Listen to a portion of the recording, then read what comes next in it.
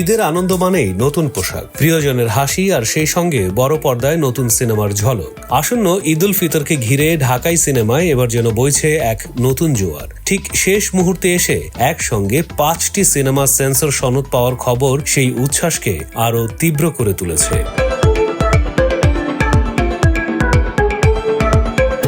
১৬ March বিকেলে বাংলাদেশ চলচ্চিত্র certification board নিশ্চিত করেছে দম, Prince, Banalata express, pressure cooker এবং রাক্ষস এই ৫টি সিনেমা আনুষ্ঠানিকভাবে সার্টিফিকেশন সনদ পেয়েছে। অর্থাৎ প্রেক্ষাগৃহে মুক্তির পথে আর কোনো বাধা নেই। এখন কেবল অপেক্ষা ঈদের রঙিন দিন দর্শকের সামনে নিজেদের গল্প তুলে ধরার।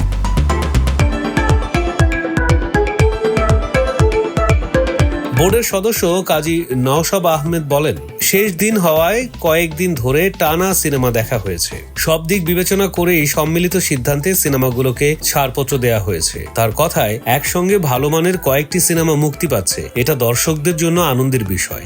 আশা করি এগুলো ঈদের আনন্দকে আরও বাড়িয়ে তুলবে।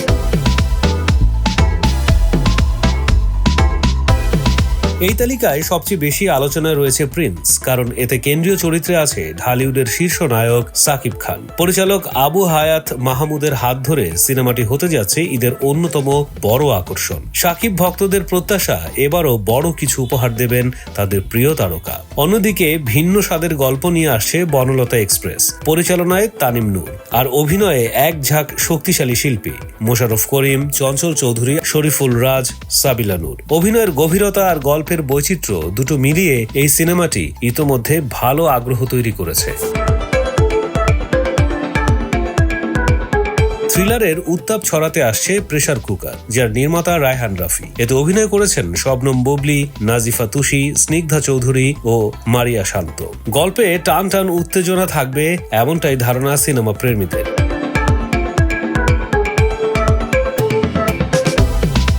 অ্যাকশন আর আবেগের মিশেলে নির্মিত হচ্ছে দম, পরিচালনা করছেন রেদওয়ান রনি। এতে একসঙ্গে দেখা যাবে আফরান নিশো, চঞ্চল চৌধুরী আর পূজা চেরিকে। অন্যদিকে রহস্যময় গল্পে ভর করে আসছে রাক্ষস, যেখানে জুটি বেঁধেছেন সিয়াম আহমেদ ও সুস্মিতা চ্যাটার্জি। সিনেমাটি পরিচালনা করেছে মেহেদী হাসান।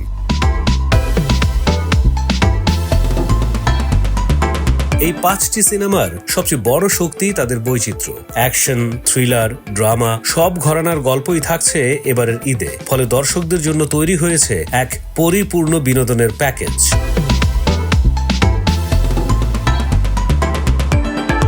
সব মিলিয়ে বলা যায়, এবারের ঈদ শুধু আনন্দের উৎসব নয়, এটি হয়ে উঠতে যাচ্ছে সিনেমার এক মহা উৎসব। এখন দেখার পালা কোন সিনেমা ছুঁয়ে যায় দর্শকের হৃদয়।